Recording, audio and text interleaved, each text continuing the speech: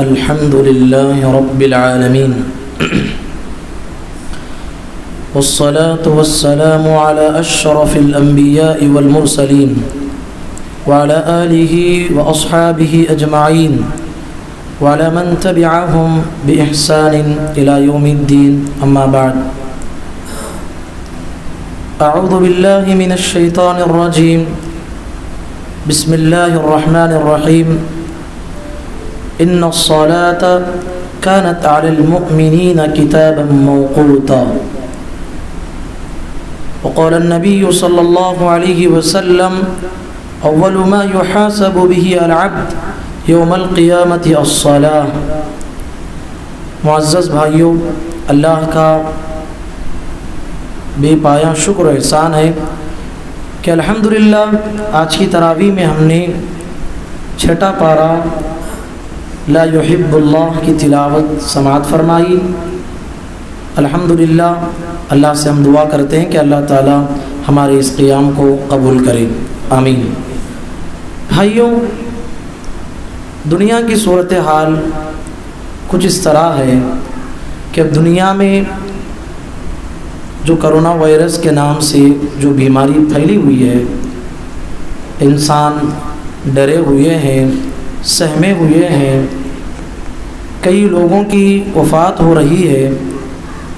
اس مصیبت میں جو انسان پھنسا ہے اسی آدمی کو جو ہے اس کی پریشانی معلوم ہے.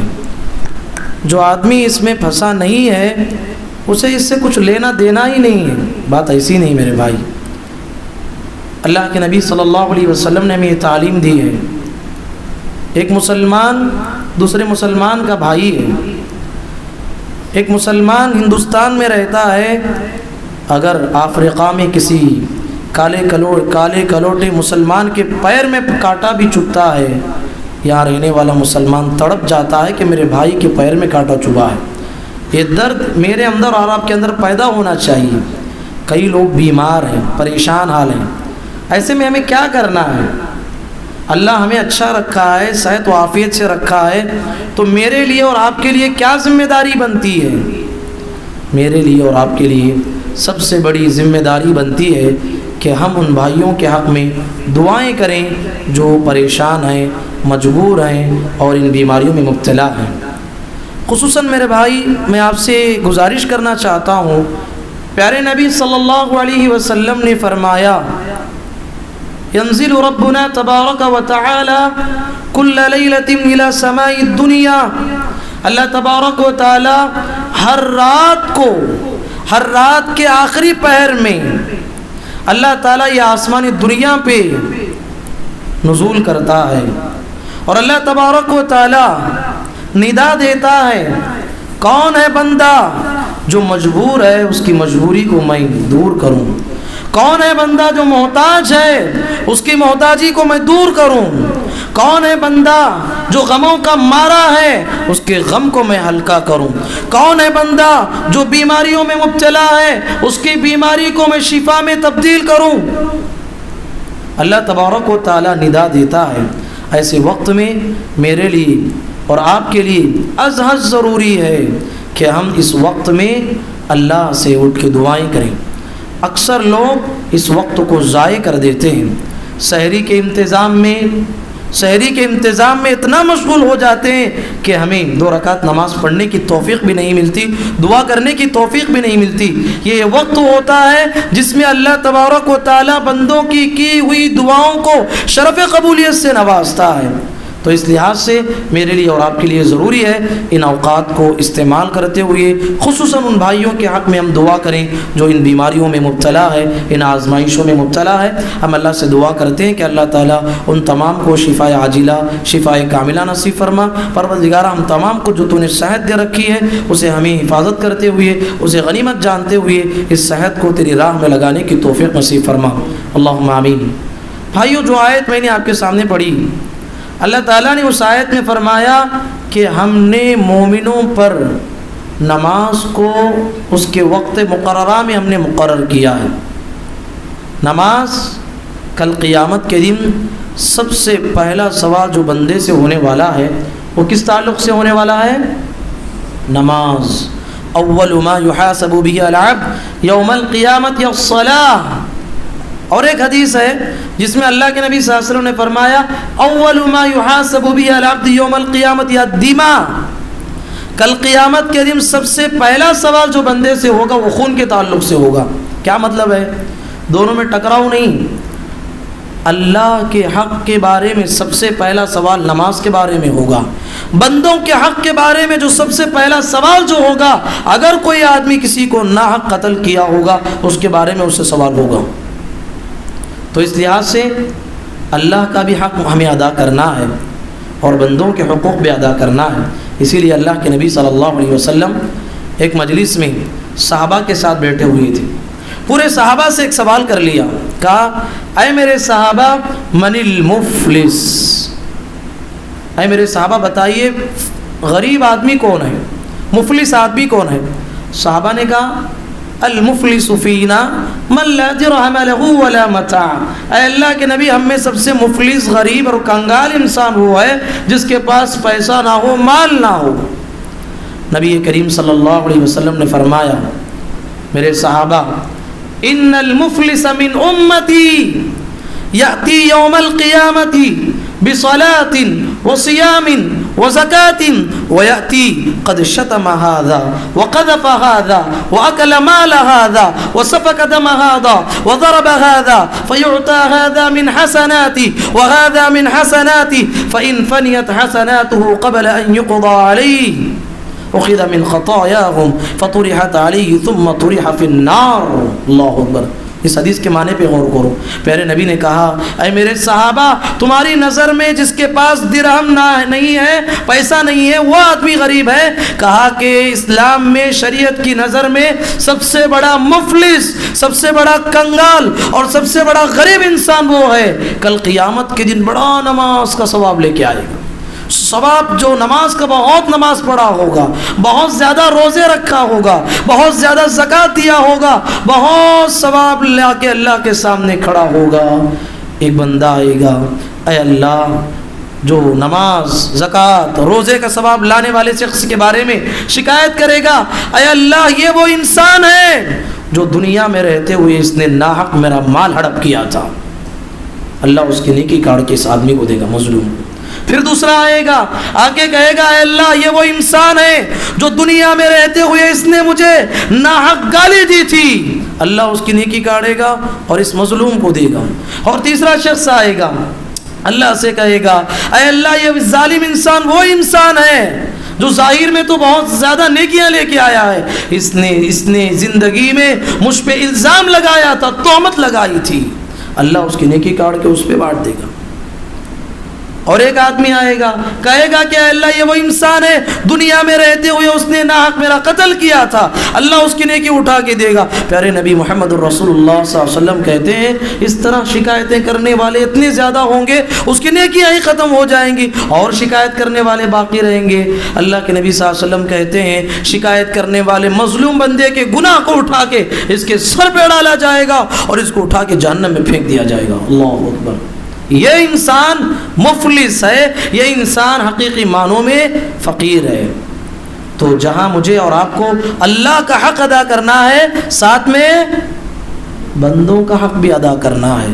بہت سارے لوگ مسجد میں بڑے اللہ والے رہتے ہیں، بڑے متقی ہوتے ہیں، بہترین اسلامی لباس میں رہتے ہیں، صف اول میں رہتے ہیں، لیکن جب گھر جاتے ہیں تو بیوی بچے اس کے شر سے محفوظ نہیں. بچے اس کے ڈر سے گھر میں ایسے بھاگتے ہیں گویا کہ گھر میں کوئی شیر داخل ہو رہا ہے. اس کے گھر والے، اس کے محلے والے، اس کے خاندان والے اس کے شرارتوں سے محفوظ نہیں. وہ اللہ کی قسم بھائیوں وہ اچھا انسان ہو نہیں سکتا. اللہ کا تو حق ادا کرتا ہو، بندوں کے حقوق ادا نہیں کرتا. اللہ کے حق کے ساتھ ساتھ بندوں کے حقوق ادا کرنا بھی واجب ہے، ضروری ہے. تو اللہ کا سب سے بڑا حق کیا ہے؟ نماز. اسی لیے اسلام ہمیں کیا تعلیم دیتا ہے؟ مروا اولادکم بالصلاۃ وهم ابناء 7 سنین. اے لوگو، پیارے نبی صلی اللہ علیہ وسلم نے کہا اپنے بچوں کو 7 سال کی عمر میں مسجد سے جوڑ دو، نماز کو لے کے جاؤ. وَضْرِبُوهُمْ عَلَيْهَا وَهُمْ أَبْنَاءُ 10 سنین، کہا کہ اگر 10 سال کا بچہ ہوتا ہے مسجد کو نہیں آتا ہے، ادب کی مار مارو، جاہلوں کی مار نہیں، ادب کے ساتھ جو ہے آپ اسے ادب سے مار کے مسجد لا سکتے ہیں۔ شریعت میں دیکھیے مارنے کا حکم بہت اسلام کم دیتا ہے، مارنے کا حکم ہی نہیں دیتا، لیکن نماز کے سلسلے میں شریعت نے کہا اگر تمہارا بچہ 10 سال کا ہو گیا ہے مسجد کو نہیں آتا ہے، شریعت نے کہا کہ اسے ادب سے مار کے مسجد سے جوڑو۔ آج حال کیا ہے میرے بھائی؟ آج کئی مسجد کے ذمہ دار ایسے ہیں، کتنے ذمہ دار ایسے ہیں جو مساجد کو، بچوں کو مساجد سے روکتے ہیں اور لکھ کے لگاتے ہیں کہ ہمارے مسجد میں بچوں کا داخلہ ممنوع ہے۔ میرے بھائی اس کے نتیجے میں کیا ہوا؟ بچہ 20 سال کا، 25 سال کا اور آدمی 40 سال کا ہوتا ہے، اسے نماز میں کھڑنے کا طریقہ نہیں معلوم، رکوع کرنے کا طریقہ نہیں معلوم، سجدے کا طریقہ نہیں معلوم، تشہد کی دعا نہیں معلوم، سورۃ الفاتحہ ڈھنگ سے پڑھنا نہیں آتا۔ کیوں؟ ہم نے مسجد سے رشتہ نہیں جوڑا، جس کے نتیجے میں اولاد جو ہے نماز کے طریقے سے محروم ہو گئی۔ تو میرے بھائیوں، اسلام یہ کہتا ہے بچوں کو مسجد سے جوڑو۔ محمد الرسول اللہ صلی اللہ علیہ وسلم بچوں کو مسجد لایا کرتے تھے، حسن رضی اللہ عنہ کو مسجد لاتے تھے، حسین رضی اللہ عنہ کو مسجد لاتے تھے، حضرت امامہ رضی اللہ تعالی عنہ کو مسجد لاتے تھے۔ حسن اور حسین رضی اللہ عنہ عام بچوں کی طرح شرارت بھی کرتے تھے، لیکن اللہ کے نبی صلی اللہ علیہ وسلم برداشت کرتے اور بچوں کو مسجد سے جوڑتے۔ یہ اللہ کے نبی صلی اللہ علیہ وسلم کی عظیم سنت ہے جو سنت متروکہ بن چکی ہے۔ مساجد کو بچوں سے بھر دینا چاہیے تاکہ آنے والی ہماری نسلیں اپنے آبا و اجداد کی نماز کو دیکھ کر ان کے دل میں بھی نماز کا شوق پیدا ہو۔ تو میرے بھائی، اسلام ہمیں نماز کی تعلیم دیتا ہے۔ نماز ایک مومن کی نشانی ہے۔ اللہ تعالیٰ نے سورہ معارج میں مومنوں کا ذکر کرتے ہوئے فرمایا والذین هم علی صلاتهم یحافظون۔ سورۃ المؤمنون میں فرمایا والذین هم علی صلواتهم یحافظون۔ مومن بندے وہ ہوتے ہیں اپنی نماز کی حفاظت کرتے ہیں۔ اور منافق کی نشانی کیا ہے؟ منافق کی 3 نشانیاں ہیں، کبھی بھی یاد رکھیے۔ قرآن مجید 3 نشانیوں کو ذکر کرتا ہے۔ ان المنافقین یخادعون اللہ وهو خادعهم واذا قاموا الى الصلاة قاموا کسالى۔ جب بھی مسجد کو آتے ہیں بڑی سستی کے ساتھ آتے ہیں، مسجد کو آتے ہیں دکھانے کے لیے، نماز میں سستی۔ یراؤون الناس، نماز پڑھنے کی وجہ کیا ہوگی؟ نیکی کرنے کا مطلب یہ ہوگا کہ 4 آدمی ان کی تعریف کریں، اور تیسرا وہ ریزن یہ ہوگا، وہ منافقوں کی علامت یہ ہوگی وہ منافقین ولا یذکرون اللہ الا قلیلا، ان کے دل میں اللہ کی یاد بہت کم ہوتی ہے۔ یہ 3 صفات ہیں۔ اللہ نے پہلے صفت بیان کی، منافقین نماز میں سستی کرتے ہیں۔ میرے بھائی، ہم دنیا میں جو بھی نیکی کر لیں، نماز کے مسئلے میں اگر ہم پیچھے ہیں آخرت میں کبھی ہماری نجات ہو نہیں سکتی۔ نماز سے اپنے رشتے کو جوڑنا چاہیے۔ قرآن مجید میں اللہ تعالیٰ نے جنتی اور جہنمی لوگوں کا مکالمہ ذکر کیا ہے۔ جب جنتی جنت میں چلے جائیں گے، جہنمی جہنم میں چلے جائیں گے، جنتی اللہ سے کہیں گے اے اللہ اجازت ہو جہنمیوں سے ہم بات کرنا چاہتے ہیں۔ اللہ اجازت دے گا، جنتیوں کو اجازت دے گا کہ وہ جہنمیوں سے بات کریں۔ جنتی لوگ جہنمیوں سے سوال کرتے ہیں۔ سورہ مدثر پڑھ کے دیکھیے، جنتی کہتے ہیں فی جنات یتساءلون عن المجرمین ما سلککم فی سقر قالوا لم نک من المصلین قالوا لم نک من المصلین۔ جنتی لوگ جب جہنمیوں کے پاس جائیں گے اور جہنمیوں سے پوچھیں گے اے جہنمی لوگوں کون سی چیز ہے تمہیں اس گڑھے میں لا کے ڈالا، کون سی چیز ہے تمہیں جہنم میں پھینک دیا؟ پہلا جواب ان کا کیا ہوگا؟ قالوا لم نک من المصلین قالوا لم نک من المصلین، ہم نماز پڑھنے والوں میں سے نہیں تھے، نماز پڑھتے بھی تھے تو سستی کرنے والوں میں سے تھے، اس لیے آ جا کے ہم اس جہنم میں پہنچے۔ اللہ اکبر۔ تو میرے بھائی، نماز کے سلسلے میں سنجیدہ ہونا چاہیے۔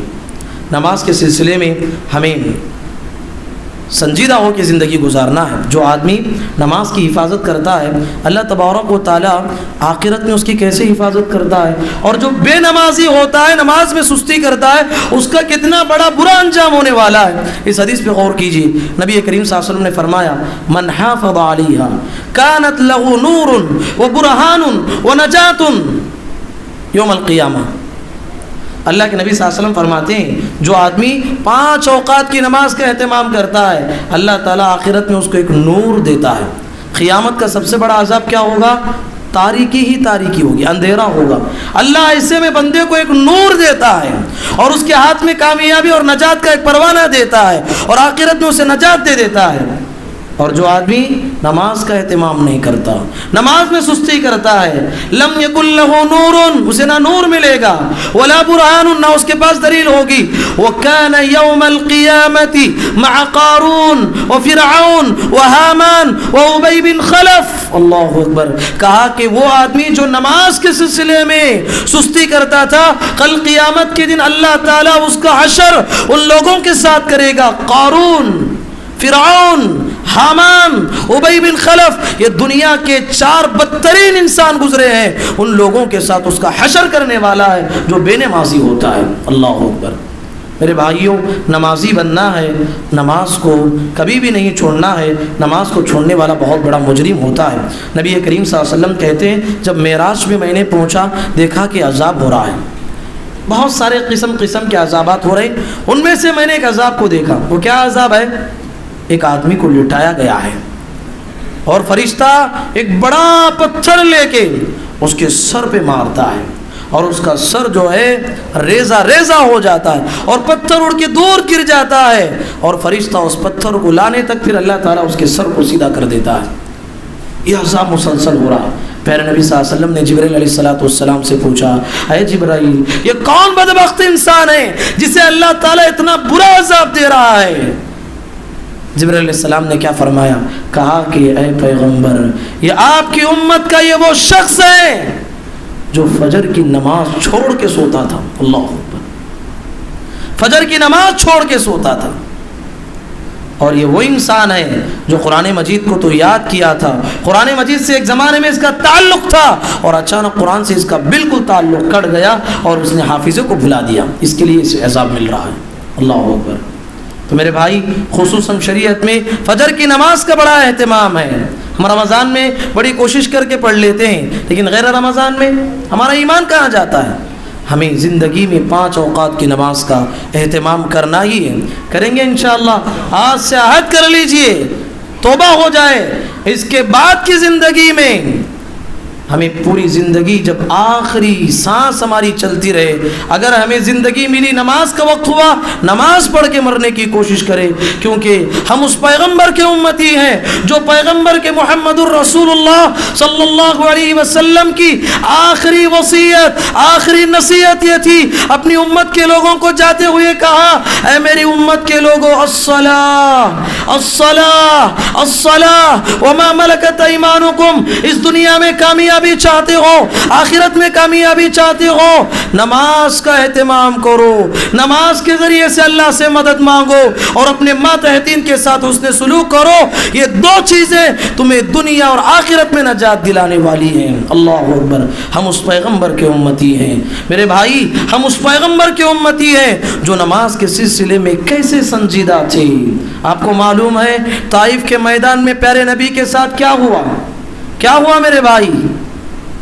پتھروں کی بارش کی گئی طائف کے میدان میں، واقعہ جانتے ہیں آپ؟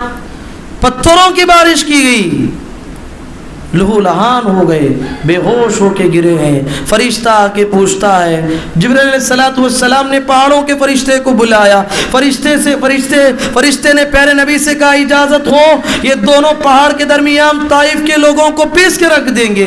پیارے نبی نے ہاتھ اٹھا کے دعا کی، اللہم اہدی قومی فإنہم لا یعلمون، اے اللہ یہ میری قوم کے لوگ مجھے نہیں جانتے ہیں، میرے مرتبے کو نہیں جانتے، اس لیے انہوں نے میرے ساتھ اس طرح کیا ہے۔ اے اللہ مجھے امید ہے ان کی آنے والی نسل تو ہدایت پہ آئے گی، اے اللہ ان کو عذاب نہ دے، ان پر رحمتیں نازل فرما اور ان کی اولاد کو اور ان کو ہدایت نصیب فرما۔ یہ اللہ کے نبی محمد الرسول اللہ صلی اللہ علیہ وسلم کی دعا تھی۔ احد کے میدان میں کیا ہوا؟ آپ کے 70 صحابہ مارے گئے، بڑے بڑے صحابہ، اور 70 صحابہ زخمی ہو گئے ہیں، اور پیارے نبی صلی اللہ علیہ وسلم کے دندان مبارک شہید ہو گئے، 2 دانت ٹوٹ گئے، پیارے نبی کا سر پھڑ گیا، خون بہنے لگا۔ ایسے وقت میں پیارے نبی صلی اللہ علیہ وسلم نے قوم پہ بد دعا نہیں دی، لیکن ایک مرتبہ بد دعا دیا، ایک مرتبہ بد دعا دیا میرے بھائی۔ وہ کون سا وقت ہے؟ جنگ احزاب، جسے ہم خندق کی جنگ کہتے ہیں، 5 ہجری میں ہوئی۔ 10,000 کی فوج مشرکین کی آئی تھی، پیارے نبی صلی اللہ علیہ وسلم اور دشمنوں کے درمیان ایک گڑھا حائل تھا۔ اللہ کے نبی اور مسلمان دشمنوں کا مقابلہ کر رہے ہیں، وہ بھی مقابلہ کر رہے ہیں۔ اسی اثنا میں پیارے نبی کی عصر کی نماز کا وقت ٹل گیا، نماز کا وقت نکل گیا۔ پیارے نبی کے دل کو کتنی تکلیف پہنچی پتہ ہے؟ محمد الرسول اللہ صلی اللہ علیہ وسلم طائف میں بد دعا نہیں دینے والے، احد میں بد دعا نہیں دینے والے، ایک نماز وقت سے چوک گئی۔ پیارے نبی نے اللہ سے دعا کی، اے اللہ ملأ اللہ بیوتہم وقبورہم نارا، اے اللہ میری بد دعا ہے، ان لوگوں کی وجہ سے میری زندگی کی ایک نماز وقت سے ٹل گئی، اے اللہ ان کے گھروں کو اور ان کی قبروں کو تو آگ سے بھر دے۔ اللہ اکبر، صلوات اللہ وسلامہ علیہ۔ ایک نماز کی اتنی بڑی فکر ہے میری زندگی میں اور آپ کی زندگی میں، غور کرو کتنی نمازیں ہیں ہم ضائع کرتے ہیں اور ہمارے دل میں ٹس سے مس تک نہیں ہوتا اور ہمارے ایمان میں کوئی خلل نہیں آتا۔